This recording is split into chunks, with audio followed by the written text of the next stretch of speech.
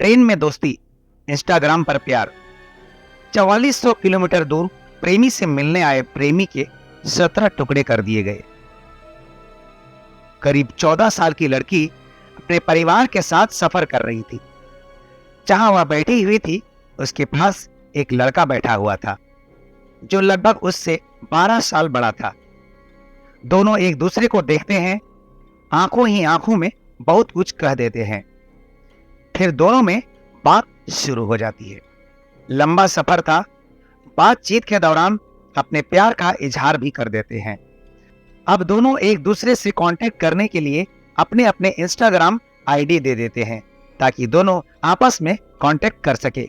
उसके बाद ये दोनों अपने अपने रास्ते चले जाते हैं। अब लड़का यहां से बहुत दूर यानी 4400 किलोमीटर दूर पहुंच जाता है। 4400 किलोमीटर दूर बैठा हुआ शख्स के पास अब एक ही रास्ता था उस लड़की से कांटेक्ट करने का, वो था इंस्टाग्राम। अब सोशल मीडिया के जरिए बातचीत शुरू हो जाती है। बातचीत करने के दौरान वह दोनों इतने आगे बढ़ जाते हैं कि उन दोनों ने कभी कल्पना भी नहीं की थी। लड़की जब भी बात करती थी उसकी डिमांड बढ़ जाती थी। यानी लड़का लड़की से कहता था कि बिना कपड़े के आओ, तब बात करते हैं। लड़की बिना कपड़े के उससे बात कर लिया करती थी। फिर लड़की ने एक दिन कहा कि इतने दूर बैठकर बिना कपड़े के देखते हो, कभी सामने आने की हिम्मत भी करो। तभी लड़का कहता है, ठीक है, कोई मुश्किल नहीं है, आ जाता हूं। और वो लड़की के पास चला जाता है। उसने कभी सोचा भी नहीं था कि उसकी जिंदगी का आखिरी सफर होगा। दरअसल लड़के का कत्ल हो जाता है। उसके 17 टुकड़े कर दिए जाते हैं।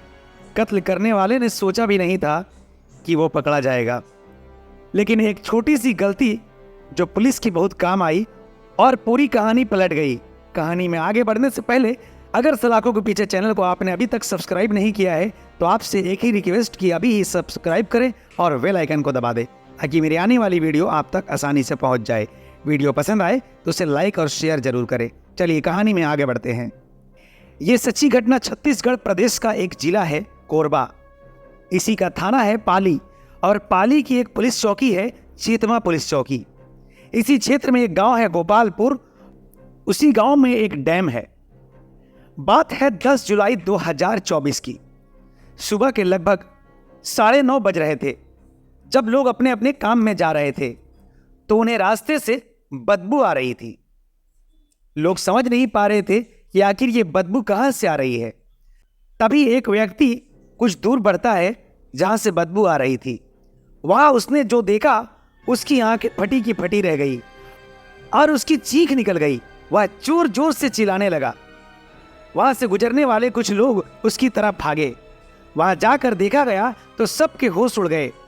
दरअसल वह किसी इंसान के कई टुकड़े फेंके हुए थे। यहां लोगों की जमघट लग जाती है। भीड़ में से कुछ लोगों ने कहा यहां से 2-3 दिन से बदबू आ रही थी। भीड़ में मौजूद एक व्यक्ति चेतना पुलिस स्टेशन में फोन कर इसकी जानकारी देता है। खबर मिलते ही SP Neha Verma police team के साथ मौके पर पहुंच जाती है। इससे पहले भी इस तरह के केस सामने आया है। दिल्ली में श्रद्धा मर्डर केस, साक्षी मर्डर केस, लेकिन जब छत्तीसगढ़ के कोरबा जिले में इस तरह की हत्या हुई तो पूरे छत्तीसगढ़ में सनसनी फैल गई। इतनी दरिंदगी से कत्ल किसने किया?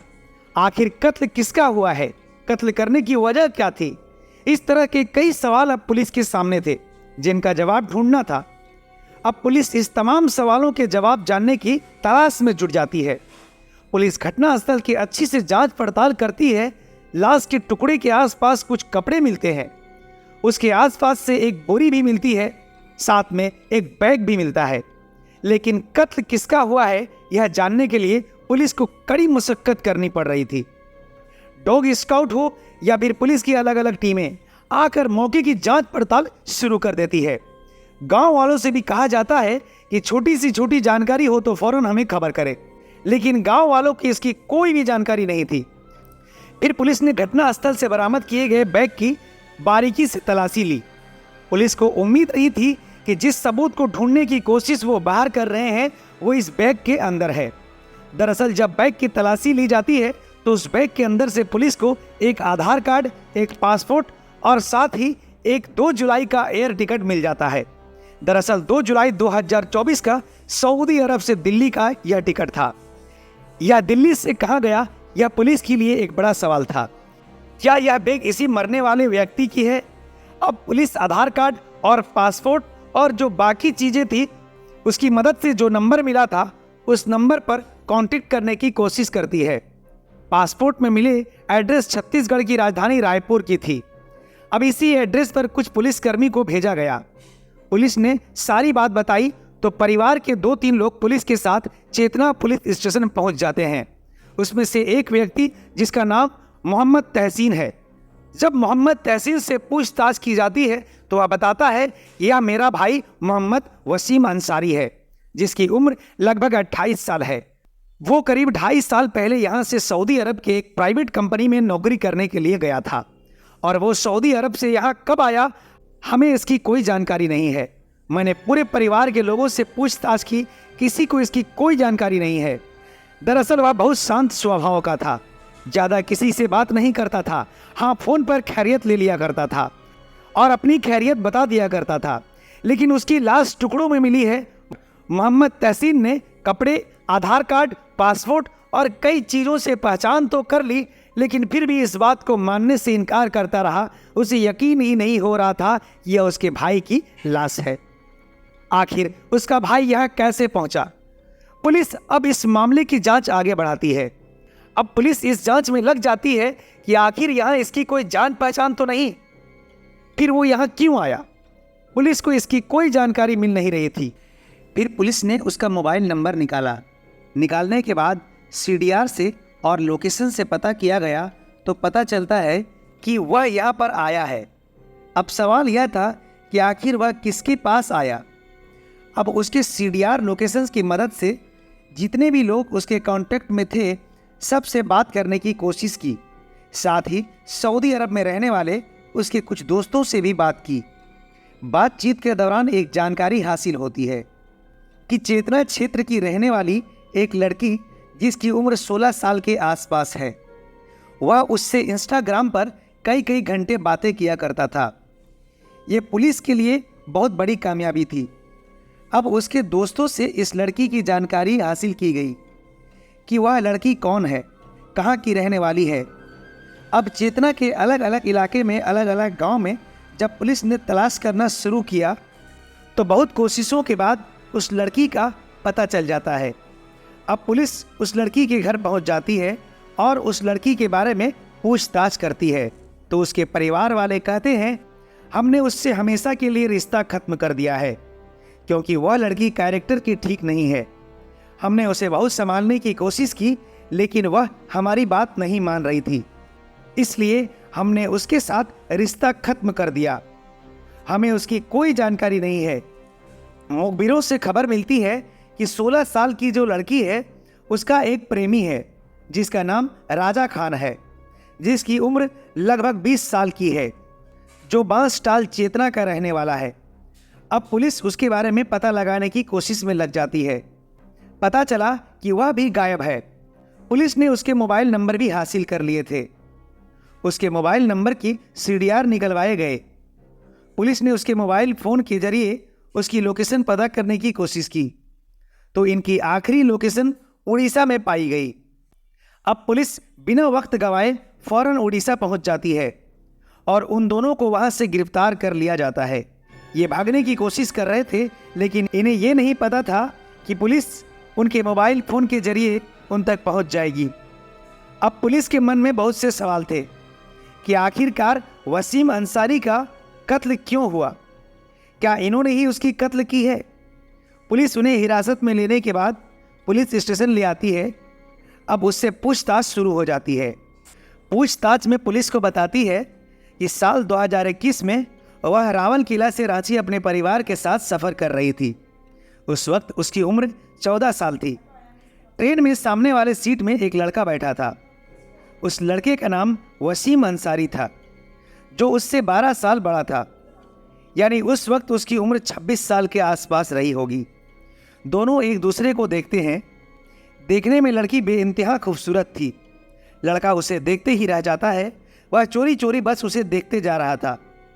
उसके बाद बातचीत करने की कोशिश करता है तुम कहाँ जा रही हो, तुम्हारा नाम क्या है, तुम कहाँ से आ रही हो। वो बहुत सारी बातें जो आम तौर पर साथ में सफ़र करने वाले लोग पूछ लिया करते हैं। चूंकि लंबा सफ़र था, कुछ देर चुप रहने के बाद इन दोनों के बीच बातचीत शुरू हो जाती है। बात इतनी आगे बढ़ जाती है कि ट्रेन में ही दोनों एक दूसरे से अपने प्यार का इजहार कर देते हैं। अब ये दोनों अपने अपने मंजिल की तरफ जाते हैं, लेकिन उतरने से पहले दोनों एक दूसरे को अपना इंस्टाग्राम आईडी बताते हैं ताकि वो लोग आपस में कांटेक्ट कर सके। यह लड़का जिसका नाम वसीम होता है, यह सऊदी अरब कमाने के लिए चला जाता है। अब यह दोनों इंस्टाग्राम पर एक दूसरे से बातें किया करते थे। अब लड़की को कभी भी पैसे की ज़रूरत पड़ती, वह वसीम से मांग लिया करती थी और बिना किसी सवाल जवाब के जितने पैसे उसे चाहिए होते थे वो भेज दिया करता था। वसीम को यह नहीं मालूम था कि इस लड़की का यहाँ किसी के साथ अफेयर चल रहा है। यह लड़की राजा खान नाम के लड़के से प्यार करती थी। जब वसीम ने राजा खान के बारे में पूछा तो वह उसे अपना भैया बताया करती थी और ये दोनों वसीम के पैसे से ऐश कर रही थी। राजा इस लड़की से कहता है कि वसीम के पास तो बहुत पैसा है, क्यों ना इससे पूरा पैसा एक साथ ले लिया जाए, तुम क्या कहती हो। लड़की ने कहा प्लानिंग तो अच्छा है, और इसी प्लानिंग के तहत अब लड़की वसीम को अपनी तरफ और अट्रैक्शन बनाना शुरू कर दिया। जब यह वसीम से बात करती, बहुत रोमांटिक बातें किया करती। बात करने के दौरान अपने जिस्म से कपड़े उतार दिया करती। अब वसीम उसे इस तरह बिना कपड़ों में देखकर पागल सा हो चुका था। तभी लड़की ने कहा, क्या तुम मुझसे मिलने के लिए नहीं आ सकते। वसीम कहता है, बिल्कुल आ सकता हूँ, तुम जब बुलाओगी मैं आ जाऊँगा। इस लड़की को नंगे यानी बिना कपड़ों में देखने के लिए, उसके साथ कुछ वक्त बिताने के लिए वह 4400 किलोमीटर का सफ़र तय करता है। 1 जुलाई 2024 को सऊदी अरब से दिल्ली के लिए निकलता है और 2 जुलाई 2024 को दिल्ली पहुंच जाता है। इसके बाद 2 तारीख को ट्रेन में सफ़र करके बिलासपुर पहुंच जाता है। लड़की और उसका प्रेमी राजा खान पहले से ही रेलवे स्टेशन पहुंच जाते हैं और वसीम को रिसीव करके बोलेरो में अपनी घर ले आते हैं। घर पहुंचते ही वसीम की गर्दन पर एक चाकू रख दिया जाता है और ये लोग कहते हैं कि तुम्हारे पास जितने भी पैसे हैं हमारे हवाले कर दो। यह सुनकर वसीम कहता है, कैसी बातें कर रही हो। इस पर राजा खान उसके गर्दन पर चाकू सटाकर कहता है, जैसा कहा जा रहा है वैसा ही करो। चाकू गर्दन पर होने की वजह से वसीम की चीख निकल जाती है। जैसे ही वह चीखने चिल्लाने की कोशिश करता है, उसे जोर जोर से चाकू मार दिया जाता है। आसपास के लोग कुछ सुन नहीं पाए क्योंकि उसे चोरी से सबकी नज़रों से छुपा कर लाया गया था और खुद वसीम भी नहीं चाहता था कि कोई उसे देखे, क्योंकि वह खुद भी चोरी से अपने प्रेमिका से मिलने आया था। वसीम की हत्या करने के बाद उसके छोटे छोटे टुकड़े कर दिए गए। टुकड़े करने के बाद कुछ टुकड़ों को बैग में भर दिया गया, जो वसीम का पिट्ठू बैग था, जिसमें उसके कुछ कपड़े भी थे, और बाकी बचे लाश के टुकड़े एक बोरे में भर दिया गया। यहाँ से उन्होंने अपने स्कूटर पर सारे लाश के टुकड़ों को रखकर बागो डैम पहुँच जाते हैं। कहा जाता है कि अगर इस डैम में कोई गिर जाए तो आसानी से मिल नहीं सकता, और यही सोचकर इन्होंने इस लाश के टुकड़े किए थे ताकि वो इस लाश के टुकड़ों को बागो डैम में फेंक सके ताकि वह कभी भी पकड़ा ना जाए। जैसे ही यह दोनों स्कूटर से डैम पहुंचते हैं, तभी अचानक उन्हें पेट्रोलिंग पुलिस आती दिखाई देती है। अभी उन्होंने 1-2 टुकड़े ही डाले थे। पुलिस को देखकर अपने आप को संभालते हैं। पुलिस को इन पर शक नहीं होता है और बिना कुछ कहे वहां से चले जाते हैं, लेकिन वो लोग बहुत डर जाते हैं और बाकी बचे लाश के टुकड़ों को वापस घर ले आते हैं और फ्रिज में रख देते हैं ताकि उसमें से बदबू ना आए। और उन्हें जब भी मौका मिलता वह गोपालपुर गांव के पास जो डैम था, उस डैम के अंदर उसे फेंकना चाहते थे, लेकिन वह लोग जैसे ही इस लाश की बोरे को उस डैम के अंदर फेंकते हैं तो कुछ टुकड़े बाहर ही रह जाता है और वह बैग भी बाहर रह जाता है। 2-3 दिन गुजरते हैं, तब वहाँ से बदबू आनी शुरू हो जाती है। 8 जुलाई से लगातार वहाँ से बदबू आ रही थी। लोगों को परेशानी हो रही थी, लेकिन 10 जुलाई 2024 की सुबह 9:30 बजे आसपास में जब बदबू हद से ज़्यादा बढ़ गया, तब आसपास के गुजरने वाले किसी व्यक्ति ने लाश के टुकड़ों को देखा तो फौरन ही पुलिस को इत्तला दी। खबर मिलते ही पुलिस मौके पर फौरन पहुंच जाती है और इस घटनाक्रम का खुलासा हो जाता है। पुलिस ने दोनों हत्यारों को गिरफ्तार कर जेल भेज दिया। साथ ही एसपी नेहा शर्मा ने कहा कि अभी इस पूरे घटनाक्रम का खुलासा किया जा रहा है। मरने वाले का डीएनए टेस्ट भी कराया जाएगा ताकि यह पता चल सके कि यह वसीम अंसारी ही है, यह कोई और तो नहीं। हर एक कड़ी को जोड़ा जाएगा जो अपराधी है, उन्हें किसी कीमत में बख्शा नहीं जाएगा। कोशिश की जाएगी कि कम से कम वक्त में ही कोर्ट में चार्जशीट भेजी जाए ताकि इन अपराधियों को कड़ी से कड़ी सजा दी जाए, ताकि समाज में इस तरह की हो रही बुराइयों से बचा जा सके। दोस्तों, इस कहानी को सुनाने का मकसद किसी को परेशान करना नहीं, किसी का दिल दुखाना नहीं, बस लोगों को जागरूक करना है, सचेत करना है। सावधान रहें, सुरक्षित रहें। दोस्तों, अगर आपको मेरी मेहनत पसंद आई हो तो इस चैनल को अभी ही सब्सक्राइब करें और बेल आइकन को दबा दें ताकि मेरी आने वाली वीडियो आप तक आसानी से पहुंच जाए। अगर वीडियो पसंद आए तो इसे लाइक कर शेयर जरूर करें। मिलते हैं क्राइम की किसी और कहानी में, तब तक के लिए धन्यवाद।